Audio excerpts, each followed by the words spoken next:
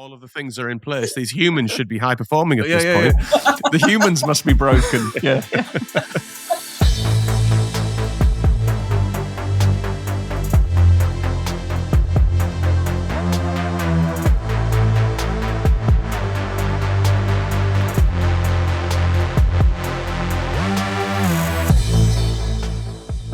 Welcome to Cloud Realities, a conversation show exploring the practical and exciting alternate realities that can be unleashed through cloud-driven transformation.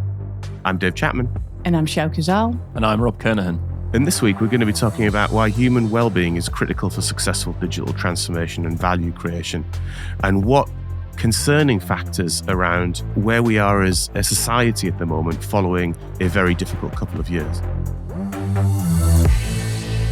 Joining us this week is founder and CEO of PeopleNotTech, influencer and author Duena Blomstrom, also a friend of mine, and we've been having this conversation now for a few years, so I'm delighted to welcome Duena onto the pod. Duena, how are you? And say a little bit about yourself. I'm doing great. Thank you so much for having me, and a pleasure talking about these topics. As usual, it's time we talk about all of them. As you say, I run this company called PeopleNotTech. I also write and I speak. And I live and breathe psychological safety, human debt, and human well-being in technology. Let's get on to the subject of human well-being and humans at the center of all of this. So let's just start with quite broadly, Duena, in your head, having thought about this, our conversation on this has probably at least lasted the last 3 years or so. I know you've been thinking about it for a lot longer. But in your mind, why is human well-being itself so critical in the middle of something you would think it might be techie like digital transformation? Well, I don't think we can have any kind of transformation or any kind of digital, for that matter, until we figure out exactly where we are in terms of keeping our people safe, happy, productive, performant, and all the things that they should be. And that is simply because in the old scheme of work where, you came in, you clocked in, you did some individual work, maybe you did some common work, you went home, that model worked where we had less emphasis on people's well-being and humanity. These days, considering what our to-do is, which is to deliver technology as fast and as delightfully as possible, we just won't be getting there when we have to have a completely different world of collaboration, of understanding each other, of pair programming, of talking, of going to dojos, of doing things in common which are not in the comfort zone of most of our workers. And that's because, I'm setting aside the obvious. Everybody wants to have a good work-life balance and everybody wants to be kind of happy at work. And ideally as like an employer or transformation leader, you don't want to be like an industrial age driver of a factory sort of thing. But what in it from a creativity and engagement perspective is important? Well, there are several tenets of success if you're attempting to make a team super functional. And those are to do with the dynamic between people. They've been studied over the years by academics extensively, obviously. But the study I come back over and over again to, and it remains kind of the staple of all the data to me still, unfortunately, is Google's Project Aristotle of a few years ago, which to me still remains the absolute skeleton of any cultural endeavor, really. In this study, which was for your listeners and for the ones that haven't heard about it, although I doubt it, this is an esteemed audience of people that would know about it, but I'll do it anyways. The study was the biggest of its kind, comprised about, I think, maybe 50,000 people over a period of about 4 years, many teams, and maybe, close to 200 teams. And they went through over 100 variables to see what is it that makes a Google team super performant. And they've asked all kinds of things, from the most absurd to the most logical ones that you'd expect. Is it because we have ping pong tables? Is it because we pay people more? Is it because of our interview process? Is it because they're women? Is it because, what is it?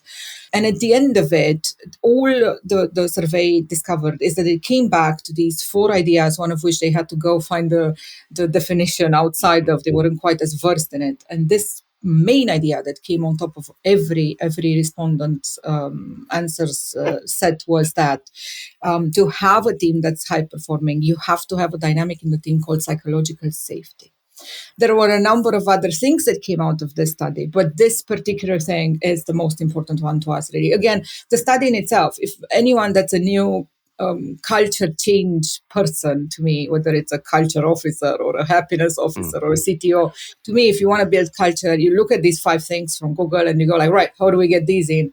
Right. Because they are psychological safety, first and foremost, dependability, which just means that you have some form of cadence that you can count on in terms of deliverability. It doesn't even matter how fast you go. It just matters that you can depend on it and each other. Whether or not you have structure and clarity, which is massive for any enterprise, and that's the whole essence of building generative cultures that where you do have that. And then whether people have meaning and impact. If you have those 5 things, you're fine. You're golden. You don't need any of your, with all due respect to everyone, any of your specialists that are doing the hundreds of other things around the people topics. And if you don't have those things, you can have as many ping pong tables as you like, and you're not going to be improving your creativity and productivity. You're just not going to have the type of innovation and the speed that you get out of having the dynamic in the team that moves people forward.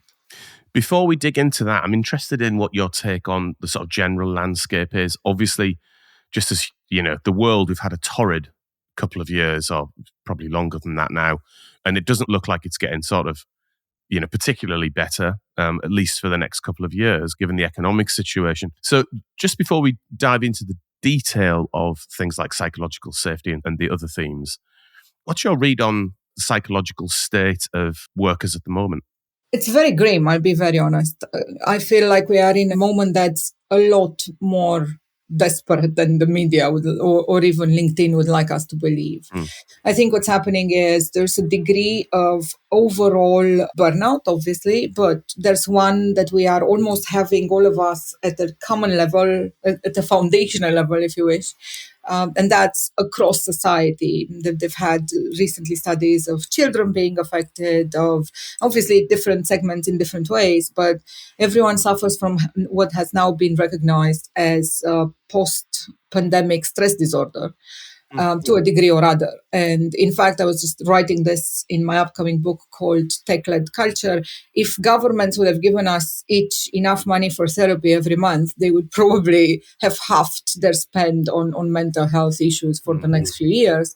But no one has done that. So now we have, like I say, like a foundation of tired, upset, confused, and super, super exhausted. But on top of it, what we have in the technical industry is a longer term burnout, which I think is going to become our second great resignation, if you wish, or even worse than that, because we have technical people who have worked double time all their lives. They've always been super stretched. And on top of everything, they've had to keep super alert on learning and on growing, because in the technical industry, no one talks about it, but it's super taxing from an intellectual point of view, and from a pressure point of view, and from a learning point of view. And those things are now coming to bite us. And I think what we're looking at really across the knowledge industry is a good few years of potential catastrophe, unless we do some quick moves. And those quick moves have to be cultural, they have to be big,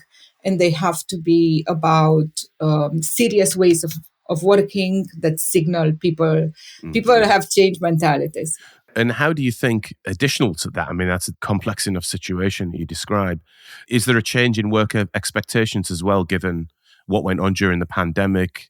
I don't know, like lots of different definitions now about actually what working looks like. It hasn't, to my mind, you're much beyond using words like hybrid. I'm not sure it's really settled back in yet, has it? Really good question. One of the reasons why I like to think that one of the reasons why I left my book very late is because... That was all intentional, wasn't it? Right. Yeah, it's because it is in a sense a hot situation that's developing under our very eyes. Like, I had finished a chapter on servant leadership last week. I had to go back to it yesterday to write about Jacinda's exit and kind of how she's half blamed it on being on an empty tank and burned out. Right. I'm just saying it's a very moving situation. With that said, I have worked very hard to try kind of to separate these terms and to make some clarity in this ridiculous amount of of confusion and trends and TikTok insanity about acting your wage, quiet quitting, quiet hiring, climate quitting, the amount of hashtags. Soft resignation. Right. It doesn't help anyone, I think, that we need the hashtags. I think that the amount of hashtags we have is a signal of the fact that the market, as you put it, or people, workers, employees, knowledge workers, they are waking up and they are starting to realize that it is now time that they kind of ask for what they rightfully need to function as individuals. It isn't responsible for a professional to not say what they need and end up in a situation where they're no longer performant. But let's face it, we've lived in workplaces where we weren't allowed to be human. We weren't allowed to have emotions. It wasn't professional to express ourselves. We shouldn't have asked for any type of rights because we're fortunate enough that we work in an office in the heat and not in the street. So there's a number of factors that have made knowledge workers be maybe overly modest and too shy in asking for what they need out of the enterprise. And enterprise, on the other hand, has just been so focused on trying to make a buck and meet some artificial goals that people have fallen by the wayside. It's part of what I call human debt, and I think we need to fix it quite quick. That point, I mean, it's very stark what you say around the worker is becoming frustrated and they know something's wrong, but all these hashtags and proliferation of discussion, maybe, there's lack of clarity in their head. But from a sort of company business perspective, it sounds like they don't see it and there's this lack of awareness. I suppose is there an example where a more traditional enterprise has picked up on this and they've started to move on it? Because you need those fast movers at the beginning and everybody looks at it and going, oh, what have they done? And then success comes out of it and everybody gets a bit happier. It feels like this broiling situation in the middle. Have you got a view on where somebody from a more traditional background has picked it up and gone, yes, we have to do this, we will action it, and it's made an improvement? This is a really good question. And I have a really disappointing answer.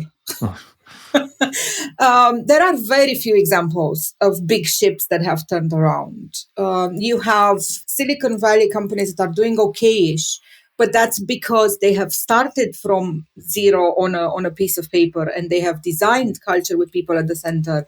And their chief of operation is actually their people person, or their risk officer is their people person. And they haven't built a business how they learned in business school in 1992, but how it effectively worked based on outcomes, genuine flexibility, and caring about their people. Those people are doing fine, but they were doing fine before the pandemic as well. The people that have turned ships, it's a horrible thing to say. I don't see anyone who has genuinely turned ships. Some people are making moves, but I believe that the moves that had to have been made at the very beginning would have had to have been a lot more courageous. So I'll give you an example. A good 2 years ago or more, I was already seeing kind of the window on the conversation on people closing. And I had multiple conversations with CTOs and CIOs where they were saying, we're just going to get back to normal. And so this disconnect between, you have several systemic issues in organizations. I hate talking about organizations because it doesn't matter. If we want better culture, we need to focus on the team and on the individual. But fine, if we're going to be honest, we have, from an academic perspective, you can see that there's disconnects in organizations at the top level, there's disconnects in silos, there's disconnect everywhere. And the disconnect is chiefly based on fear. You have your management layer that is just desperately clinging on to whatever they know works, trying to put those same structures in place with a ridiculous amount of, oh my God, what if something happens? A mentality of command and control that will not serve them, will not take them anywhere. But when you have that, what happens is you cannot have an open conversation about what does it really mean to bring these people in a different paradigm at work and not just bring them at different hours. The funniest and saddest thing I've heard over the last few weeks has been someone who told me, no, they've decided that after all, we can do what we want and it is true flexibility. So the only minor thing I would say is that I have to clock in and out. So at 9, when I start being flexible, I have to tick a box to say I am beginning to be flexible now. Thank you very much. Officially acknowledged. Yeah. Officially flexible. At 5 p.m., I'm stopping flexibility. So it's just insane. That is exactly what's happening now. So people haven't taken the big conversations and they have to. What does flexibility genuinely mean? What do outcomes genuinely mean? Why are we doing this thing? You mentioned earlier in the conversation your notion of human debt. I wonder if you could let's return to that for a second and just dive into that. In your mind, what is it? And why is it of higher criticality than tech debt, for example? Well, I won't say it is necessarily worse than tech debt. Not everyone has the same amount of tech debt. And many CTOs, when I talk about this in keynote, start laughing because when I say you should do it the exact same thing you're doing about technical debt, about human debt, and the response is we are doing the same thing. We're not doing anything about any of them.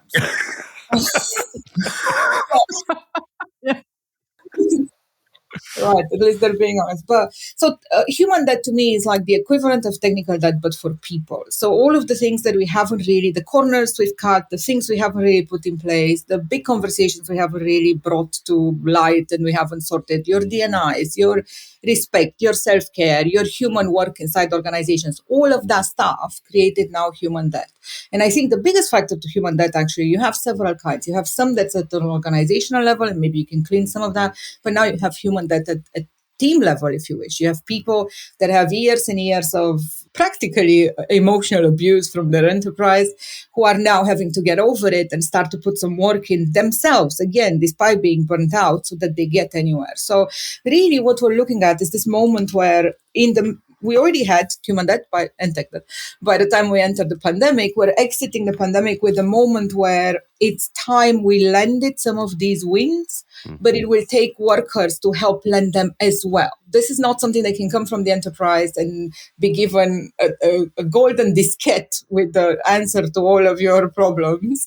But instead, you're going to have to kind of put some more work into it. Everyone has to do what I call the human work, which is all of this EQ conversation, all of this spending time with each other, all of this hard bit of interacting with other humans. Right. What do you think that the current economic situation is going to affect this?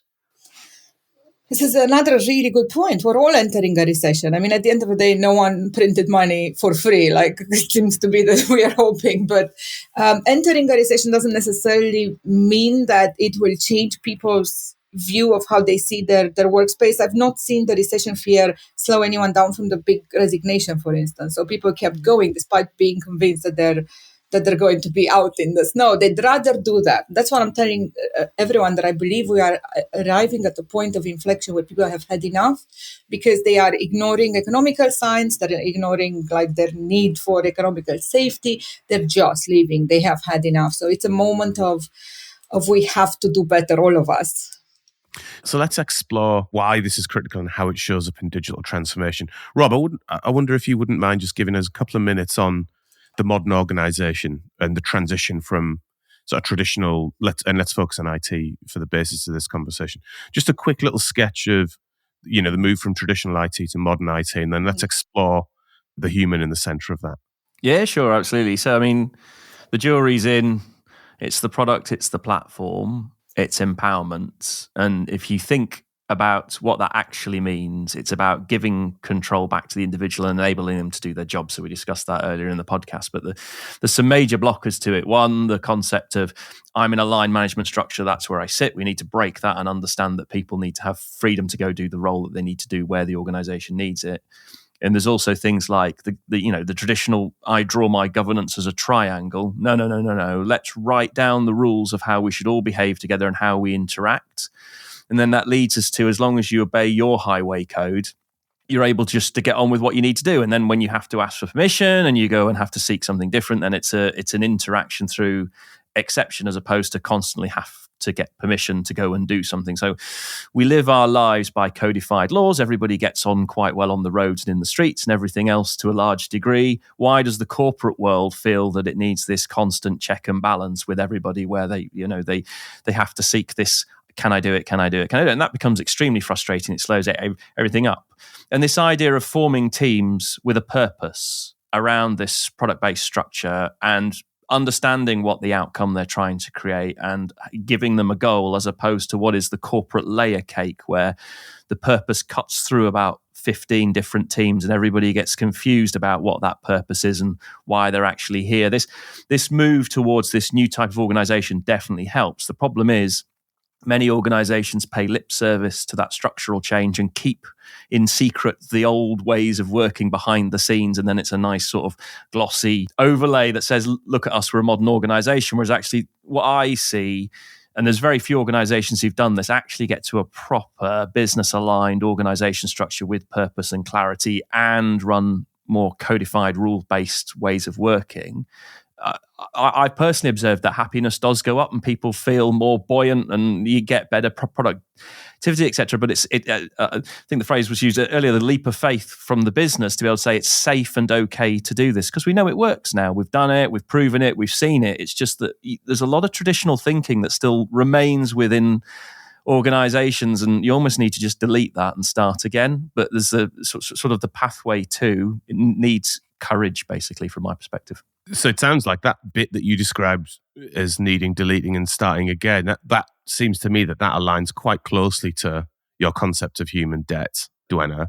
Right. We're saying the same thing, so it's slightly different words, but we can't agree anymore. It does take courage to start auditing precisely where you are, be very honest, use real language and not corporate syntax, and just be like, right, what are we doing here? How are we doing it best? How do we align around product that people actually want to buy from us?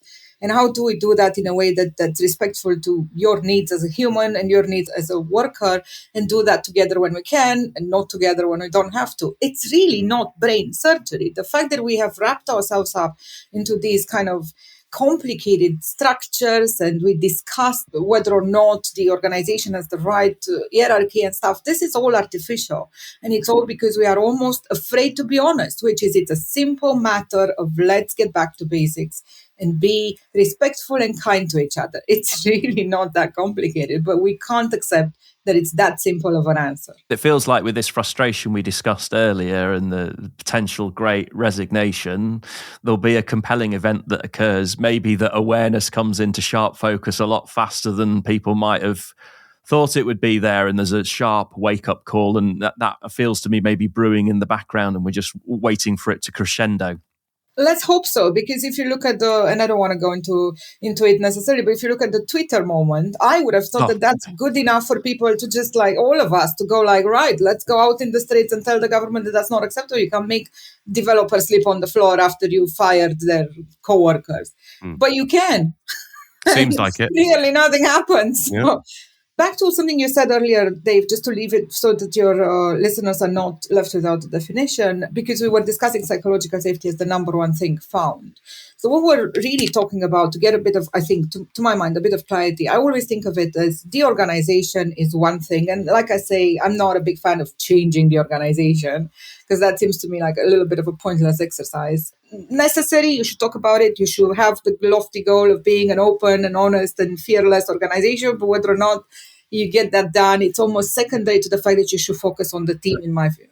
The only caveat I would have to that is, to Rob's point, there's a certain way that organizations orientate themselves and have done, because that's how you had to run an industrial age company, that can be different now, because our ways of working and our technology, and actually the sort of things that we want to produce are like, they're not industrial age artifacts anymore. Like it's true digital age stuff, yet we're still working in an industrial age sort of way. And that comes with different types of governance and different types of codification. I do agree, though, strongly in, rewriting organograms and moving the deck chairs around on the Titanic. It's not going to get you anywhere. No, but you're perfectly right. So there are, I would say that this falls under structure and clarity to me. Still, it's all in those 5 lines it's unfortunate they're from Google, but they could have been from like Moses. I would have still agreed as much as my heart. So still around structure and clarity at the end of the day, because if you have that structure and clarity in an organization, and then you've built some dependability and all your teams have psychological safety, impact and purpose, I guarantee you have an organization that's generative and you don't have to rewrite hierarchy the other way around. So start with the team, make that team happy and productive and super performant, and then make sure that your leadership is in a team. They'll stop being fearful. They'll stop wanting everyone to come back and sit down so they can look over their shoulder.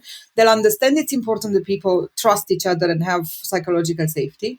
And then at the end of the day, you'll start erasing some human debt. Just genuinely starting to focus on the team and making the team the best it can be, convincing people to do some of the human work so they kind of grow from an EQ and personal point of view. Those are the things that are most important. If I had to choose one thing, and someone gave me, kind of the keys, to the kingdom and said, here is this biggest enterprise ever. How do you make them better? The first thing I would do would be to make half of your work week human work. I don't care when and how you work, but for half of the work, you have to show me that you've spent time with other people, you've thought, you discussed, you understood other feelings, you've had some empathy, and you kind of expressed yourself. That's all you need to show me. And just by way of bringing today's conversation to a close, I'm interested in something you talked about earlier when you referred to Jacinda's resignation recently, servant leadership. So to sort of complete a bit of a picture here, what's the role of a leader in the sort of organizational shapes and ways of working that you're talking about? I think it's a really, really interesting topic because it's a simple one, but it's equally probably the most thorny one. We've all had brushes with our own identity idea of being in a position of authority or not. And all of those kind of human dynamics come into play on top of the organizational and societal dynamics of it, if you wish. So what we're looking now, like we said earlier today, is at a society that has largely been built on hierarchy and having command and control as these leaders that look over your shoulder, micromanage, tell you what to do, and then make sure you're doing it. It's essentially command and control. But that simply does not work in the ways of work that we have had for the last 20 years, practically. It never really did work. I mean, Agile never said, and you can have this dude oversee that you're taking these nice little tickets in the way that the client needs it. It's never been compatible that you have command and control leadership and do Agile. But no one seems to have really, truly gotten to the bottom of it. And I still have people asking me today, can I please not call it servant leadership when I do master classes? Or can I just call it something else, like new leadership or modern leadership or empathic because leadership? The word servant is too... Bad word, yeah. I just don't even get me started on the political correctness on top of every other problem we're having in life. But realistically, whatever you call it, it's the new kind of leadership where you need to be helpful, you need to be super EQ'd, and you need to spend all your time on your humans and making them happy. That's really the short of it.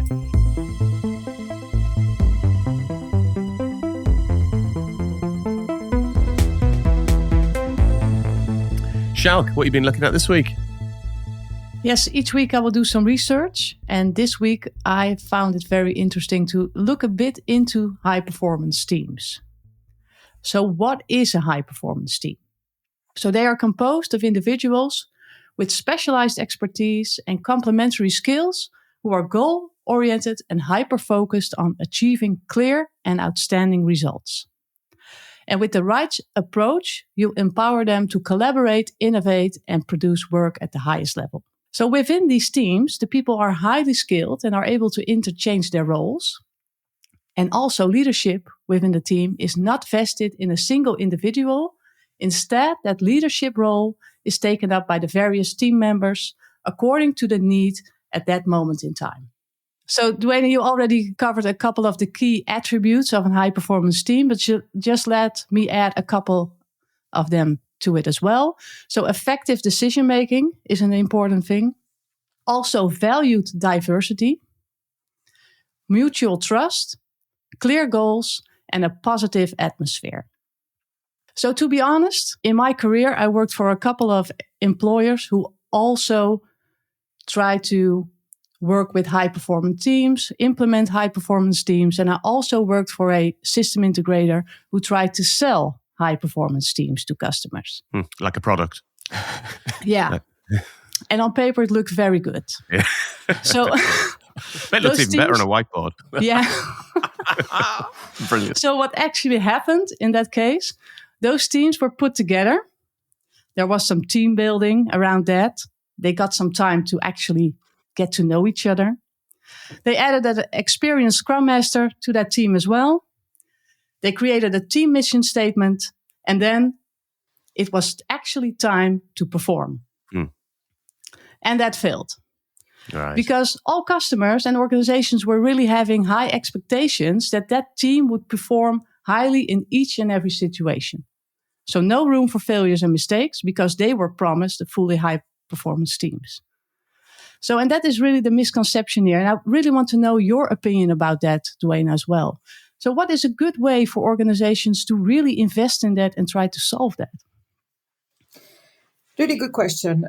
First of all, that's more than most people would have solved. So putting them together in a functional state is more than most people would have solved. I've met plenty of system integrators who call people on the morning of, hey, can you go to this saying it's going to be your new team? Be great. I can't believe that ever happens. No. but realistically, I don't think it works that we make perfect teams. And I've put a lot of money and time into demonstrating this to myself, unfortunately. Dave knows this. We started at PeopleNotTech by making a piece of software on how to make the perfect team. I spent a lot of money and time to figure out that that's a dumb idea. And there's never going to be a perfect team. And it doesn't matter if your team is perfect or not. It matters that whatever team you have, they have a certain type of dynamic. So we completely abandoned that. The morning that I told my developers that we should scrap it, I'll never forget that. They looked at me like I had 4 heads. Oh, because that was a proper mission. It was a proper mission. But so yes, we went back to the drawing board and we said, look, it doesn't matter how you ended up with this team. What it matters is that you have this team now that's supposedly kind of together to a degree around a certain goal. You can make sure that you understand everyone's motivations, that you improve everyone's purpose, that you make them connect with what they're doing. You make sure that they have an inside emotional bond that we call engagement. The wrong word that the industry has used for other things. So once you have those things in place, you can hope that this team that you already have is productive and high performing. Yes, thank you. Totally agree on that. So when you put a lot of effort in it, maybe in the end, they really become a high performing team. Right. Yeah. I have this wonderful vision in my head of a manager stood there with a clipboard with a load of checkboxes and going, I don't understand why it's not working. Yeah, it's like that sort of tick. Well, we've done all the things on the list. All the things are in place. These humans should be high performing at this point. Yeah. The humans must be broken. Yeah. Thank you, Sjoukje. Look, we end every episode of this show by asking our guest what they're excited about doing next. So, Duena, assuming you're writing the book at the moment, what are you excited about? I am super excited about waking up one morning at 5:30 instead of 4:45 because it's not happened since the book has started to be an emergency. So the book is called Tech-Led Culture. Just subconscious writing your book overnight for you, and then you're waking up and like, ding, right, I've got it. I wish, but it's not been as fast or as painless as I was hoping. But this is because we're trying to cover everything to do with flexible work, everything to do with servant leadership, everything to do with agile. I do believe strongly that if it hadn't been for technology needing us to see this human side faster, many other industries wouldn't have kind of taken advantage of this moment. So it's genuinely, culture is changing in the workplace thanks to technology. We just cannot do technology without doing this human bit. And we worked that out faster because we had to do fast technology and we had bought all the cloud we needed, hopefully. But yes, so I think where we are, what I'm excited about is to get this out and to see people having landed these wins. I'd love to see genuine signs of flexibility. What we're seeing today is not that. The 4-day week is not that. The clock in and out when you start being flexible is not that. All of these are newfangled constraints. What we need is genuine flexibility, trust, and the willingness to make great things. Thank you so much, Duena. Always a blast to see you. Have a great weekend. You too. It was lovely speaking to everyone. Really lovely. You guys are awesome. Brilliant. Thank you very much. Not you, them. Thank you. So a huge thanks to our guest this week. Duena, thank you so much for being on the show. To our sound and editing wizard Ben, and of course to all of our listeners. We're on LinkedIn and Twitter, Dave Chapman, Sjoukje Rob, and Rob Kernahan. Feel free to follow or connect with us and let us know if you have any ideas for the show. And of course, if you haven't already done that, rate and subscribe to our podcast. See you in another reality next week.